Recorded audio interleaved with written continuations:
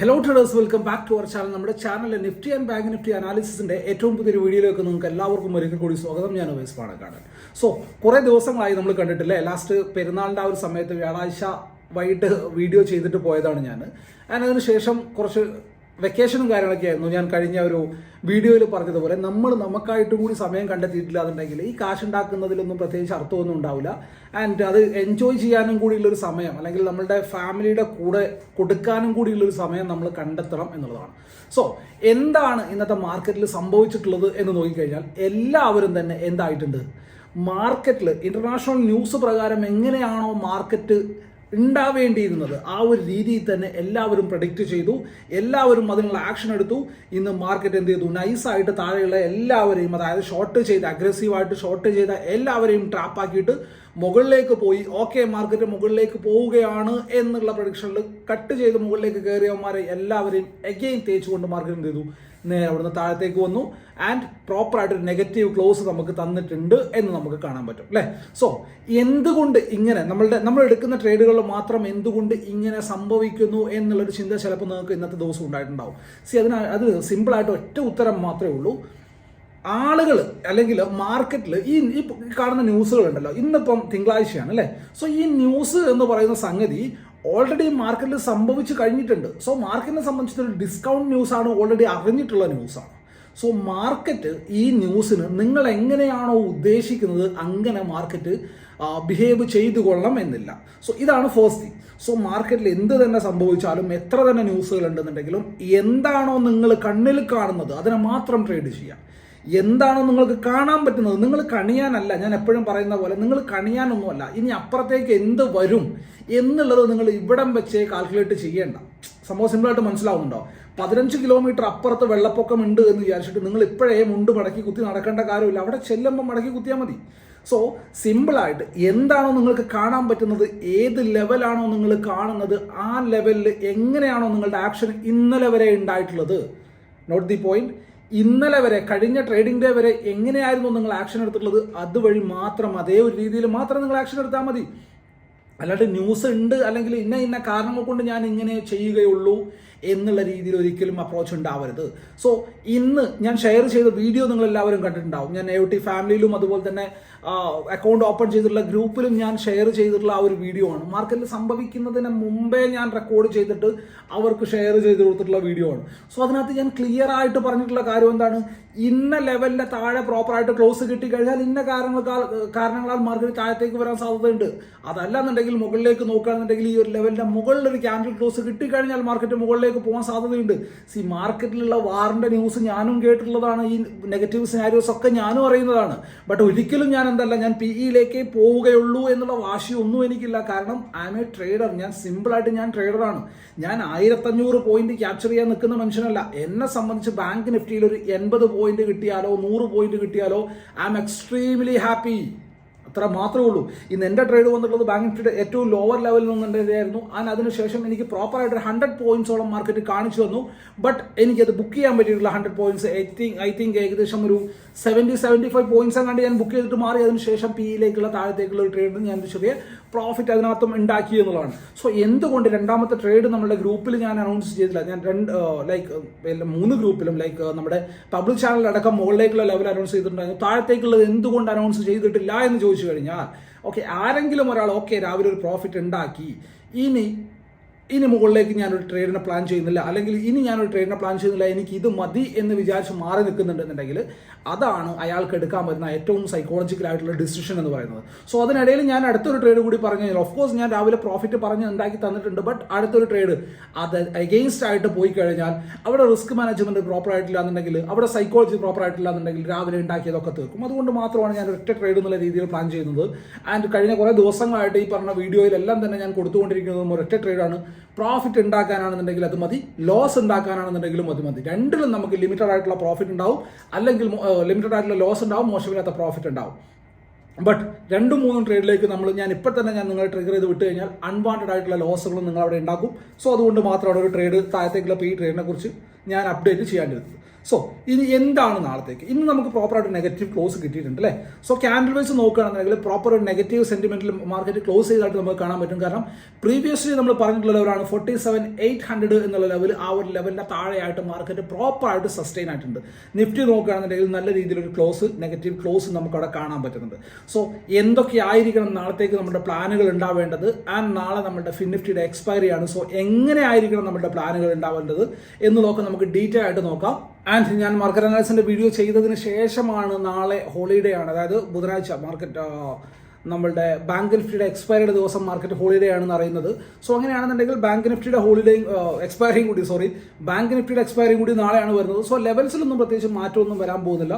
So ഈ ഒരു ലെവൽസിൽ തന്നെ പ്രോപ്പറായിട്ട് വാച്ച് ചെയ്യുക. ആൻഡ് നേരത്തെ പറഞ്ഞ പോലെ സ്ട്രിക്റ്റ് ആയിട്ട് സ്റ്റോപ്പ് ലോസിനെ മെയിൻറ്റെയിൻ ചെയ്തുകൊണ്ട് മാത്രം ട്രേഡിനെ പ്ലാൻ ചെയ്യുക. അപ്പം നമുക്ക് വീഡിയോയിലേക്ക് പോകാം.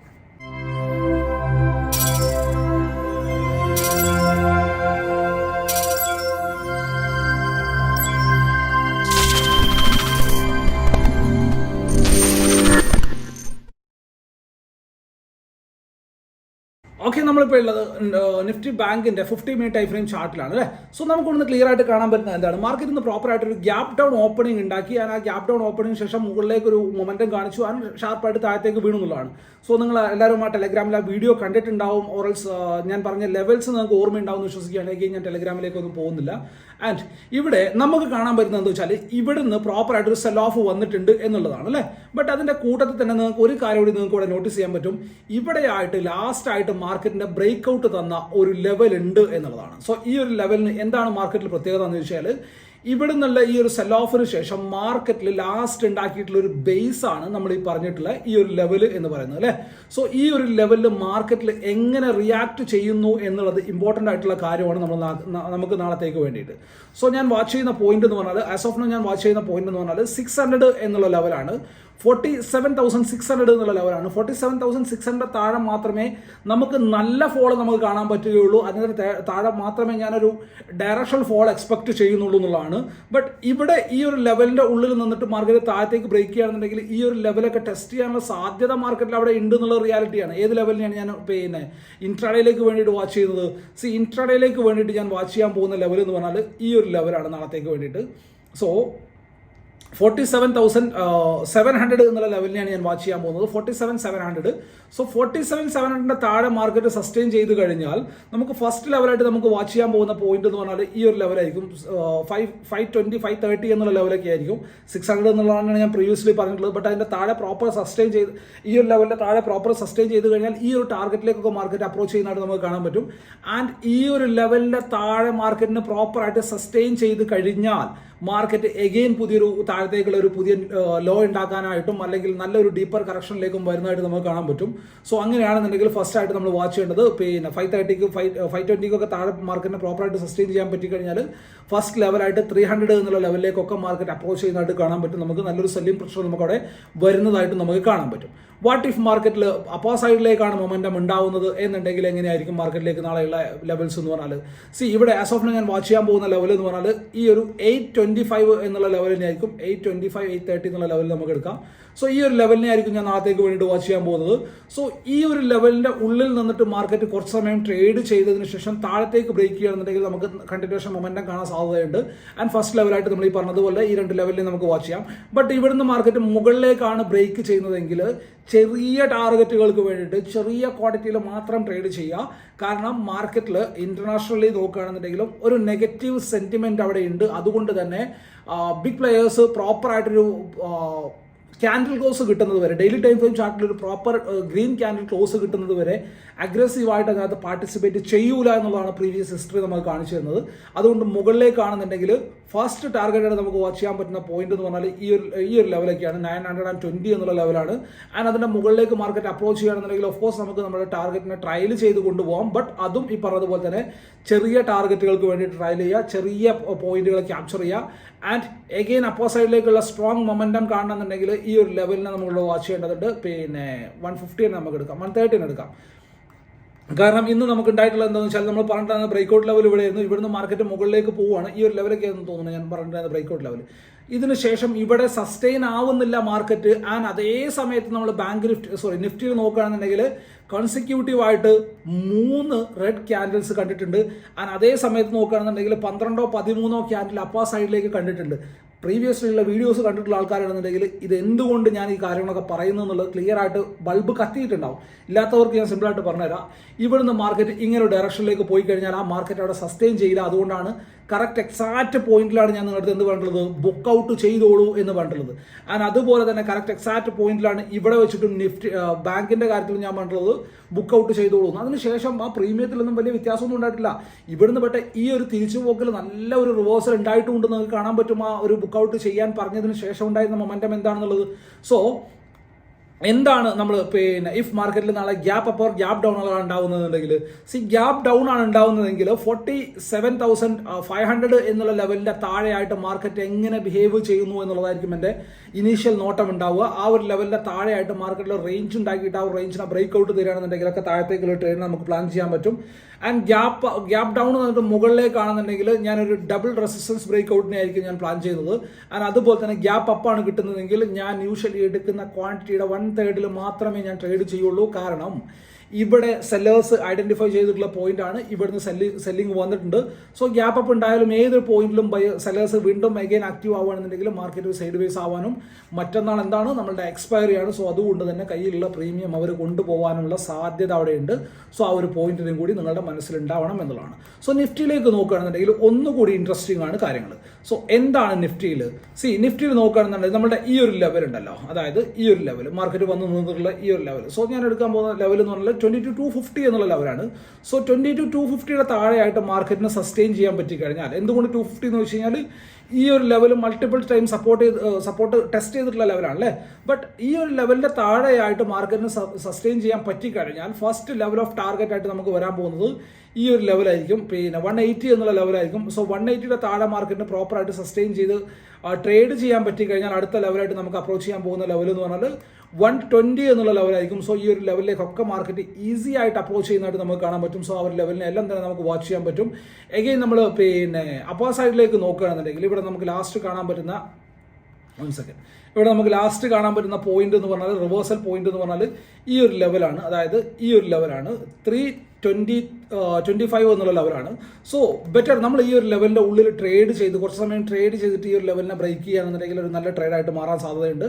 ആൻഡ് ഇവിടെ കുറച്ച് സമയം ട്രേഡ് ചെയ്തിട്ട് എഗെയിൻ ഞാൻ പറയുന്നത് കുറച്ച് സമയം ട്രേഡ് ചെയ്തിട്ട് മുകളിലേക്ക് ബ്രേക്ക് ചെയ്യുകയാണെന്നുണ്ടെങ്കിൽ ഒരു ചെറിയ മൊമെന്റ് നമുക്ക് കിട്ടാൻ സാധ്യതയുണ്ട്. സോ അങ്ങനെയാണെന്നുണ്ടെങ്കിൽ ഫസ്റ്റ് ലെവൽ ഓഫ് ടാർഗറ്റ് ആയിട്ട് നമുക്ക് ഈ ഒരു ലെവലിൽ നമുക്ക് കാണാൻ പറ്റും. 360 370 എന്നുള്ള ലെവലിൽ നമുക്ക് കാണാൻ പറ്റും. ആൻഡ് ആ ഒരു ലെവലിലെയും മുകളിലേക്ക് മാർക്കറ്റ് അപ്രോച്ച് ചെയ്യുകയാണെന്നുണ്ടെങ്കിൽ ഈ ഒരു ലെവലിലേക്കൊക്കെ മാർക്കറ്റ് അപ്രോച്ച് ചെയ്യുന്നതായിട്ട് 400ലേക്കൊക്കെ മാർക്കറ്റ് അപ്രോച്ച് ചെയ്യുന്നതായിട്ട് നമുക്ക് കാണാൻ പറ്റും. ആൻഡ് എഗെയിൻ പറയാണ് ഗ്യാപ്പ് ഡൗൺ ആണ് കിട്ടുന്നതെങ്കിൽ ഈ ഒരു ലെവലിൽ 250യുടെ താഴെയായിട്ട് മാർക്കറ്റ് എങ്ങനെ ബിഹേവ് ചെയ്യുന്നു എന്നുള്ളത് തന്നെയായിരിക്കും. ആൻഡ് ഗ്യാപ്പ് ഡൗൺ ആയിട്ട് മുകളിലേക്കാണെന്നുണ്ടെങ്കിൽ ഞാൻ അത്ര ഭയങ്കര അഗ്രസീവ് ഒന്നും ആവില്ല. ചെറിയ ക്വാർട്ടറിൽ മാത്രം ട്രേഡിനെ പ്ലാൻ ചെയ്യും. ഗ്യാപ്പ് അപ്പാണ് കിട്ടുന്നതെങ്കിലും നാളെ ഒരു ദിവസം ലെറ്റ്സ് സേ പോട്ടെ എന്നുള്ള രീതിയിൽ വെക്കുകയാണെന്നുണ്ടെങ്കിൽ നല്ലതാണ്. പ്രോപ്പർ ക്യാൻഡിൽ ക്ലോസ് കിട്ടിയിട്ട് മാത്രം ട്രേഡിനെ പ്ലാൻ ചെയ്യുക എന്ന് പറയുന്നതും നല്ലൊരു ട്രേഡാണ്. നമ്മുടെ ഡിസിപ്ലിന് വേണ്ടിയിട്ട് കാത്തിരിക്കുക എന്ന് പറയുന്നതും ഏറ്റവും നല്ലൊരു ട്രേഡാണ് എന്നുള്ളതാണ്. ഇനി എന്താണ് നിഫ്റ്റി ബാങ്ക് ഫിൻ സർവീസിൽ നമ്മൾ നാളത്തേക്ക് വാച്ച് ചെയ്യേണ്ടത്? നിഫ്റ്റി ഫിൻ സർവീസിന് നാളെ നമ്മുടെ എക്സ്പയറി ആണ് അല്ലേ. സോ നമുക്കിവിടെ നോക്കിയാൽ കാണാൻ പറ്റുന്ന കേസ് എന്താണ്? ഇവിടെ ആയിട്ട് മാർക്കറ്റിന് എന്തുണ്ട്, ഒരു ബേസ് ഉണ്ട് അല്ലേ. അതായത് 120 എന്നുള്ള ലെവലിലായിട്ട് മാർക്കറ്റിന് ചെറിയൊരു ബേസ് ഉണ്ട്. സോ ആ ഒരു ലെവലിലെ മാർക്കറ്റ് ടേക്ക് ഔട്ട് ചെയ്ത് കഴിഞ്ഞാൽ നമുക്ക് ഈ ഒരു ലെവലിലേക്ക് നമുക്ക് എക്സ്പെക്ട് ചെയ്യാൻ പറ്റും. ഏതാണ് ലെവൽ ഞാൻ വാച്ച് ചെയ്തിട്ടുള്ളത്?